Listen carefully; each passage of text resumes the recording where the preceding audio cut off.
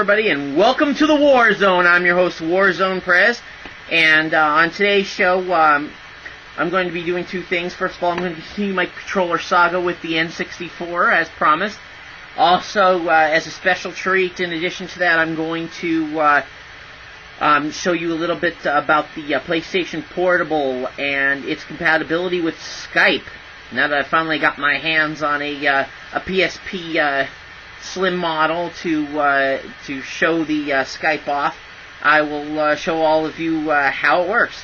But without further ado, let's get back to our study of the controllers.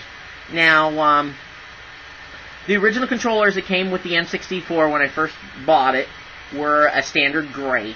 I've since bought the multicolored controllers for them. You know, Nintendo's had this wild idea, you know, starting with the 64 and moving on to do the system and the controllers in many different colors, which is kind of retarded, but hell, people like it.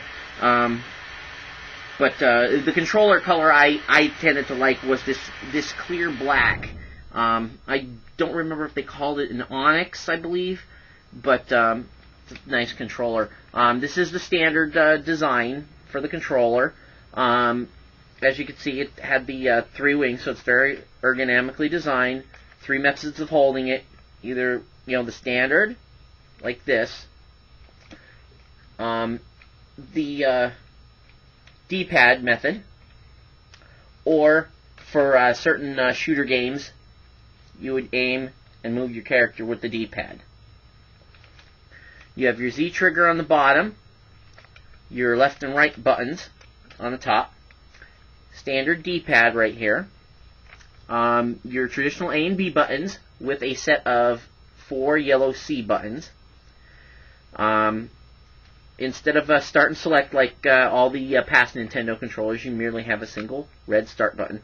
And something new to the world of gaming at the time: analog stick.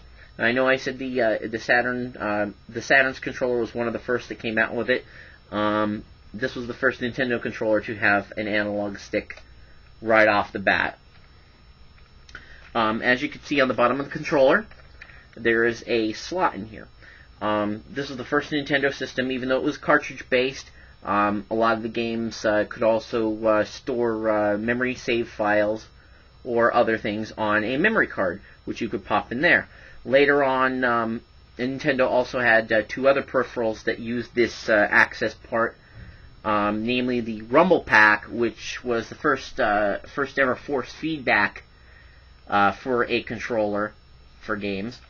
And also there was a Game Boy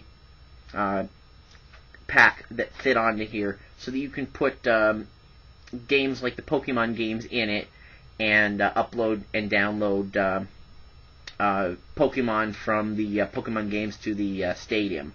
I don't remember if they worked with any other games offhand, but if anybody does, feel free to email me. I'll have the email at the end of the show.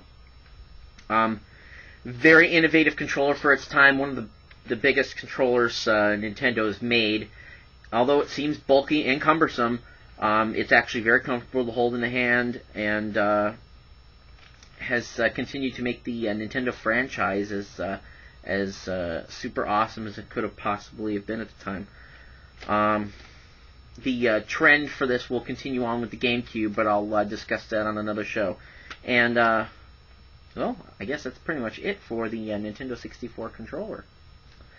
And now, moving on to our next segment, we'll talk about the PSP and its compatibility with Skype. Okay. Now, as I was saying, the Sony PSP, starting with the new Slim version. Also, I believe the PSPGo has the ability to do this as well, be compatible with Skype. What's Skype, you ask? It's voice over IP. It allows you to make phone calls over the internet. But the fun part about PSP is that when you use it with Skype through Wi-Fi, you can call, not just, if you have an account, you can, you know, obviously for a low price, call landline phones. But the key here is to be able to call other people who have Skype, whether it be other people with PSPs or people who have Skype on their computer. You can link up with them with your PSP and then make calls to them totally free of charge, just about anywhere in the world. Alright, what I have here is the official headphones from Sony. As you see, they're a split clip-on style. They just fasten to the ears, and the microphone gently hangs in front of you like that. For those of you who think these look cheap, I went to FYE and paid $30 for these. They seem to be a rarity. You might be able to get them online a lot cheaper. The reason for the expense, other than being first party, as you can see, it's this looks like a 3.5 millimeter plug. It actually plugs into a secondary piece here. If you recognize this from the old PSP 1000s, it's the remote control module. Basically, it has a little 3.5 slot that you plug your headset into, and then the other end has your 3.5 millimeter on the end that'll plug into your headphone jack, plus the little module, which, if I'm not mistaken, is for the remote control process. So if you're listening to videos, the remote control can control the volume of the PSP, plus allow you to fast forward or rewind tracks. They go right into the bottom of the PSP, and remember, it has to be in order for the Skype to work, it has to be either the PSP Slim or the PSPGo. Okay? Let's see if I can turn these on here. Quick review of the PSP 2000. One thing I hate about this is the flimsy back to it, but oh yeah, and the way the memory card slot comes out, I like the old traditional style a hell of a lot better. Now let's take a look at the screen on this. First thing I'm going to do, let me put on my my lovely headphones. By the way, I hate this design. Sony really needed to rethink this. They could have come up with an easier to use handset. As you can see from my my PSP, I have Final Fantasy Tactics loaded in, and let's see. You scroll over to the last section here. Okay. Oop, let me show you that.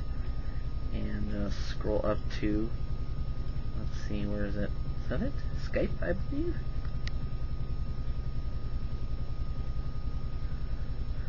And I'm just going to load this up. Now, what it does is it takes you to the network select screen, which I'm going to select my network. If you don't have your local area network or your hotspot set up, you're going to need to set that up in your network settings first. Okay, but after that, it'll take you to a sign-on screen when you'll enter your name and password. Okay, and then it basically takes you to this screen where you have your contacts and whatnot, your tools, settings, whatnot. If you look at your different connections, you'll see who's on, who's not on. You set up your profile and whatnot. I have found that it's what you call that your message that you normally have at the top of Skype is missing. When you log on to your PSP, for some odd reason, it disappears. So remember, if you log on to Skype from a computer, you're going to have to re-enter your message.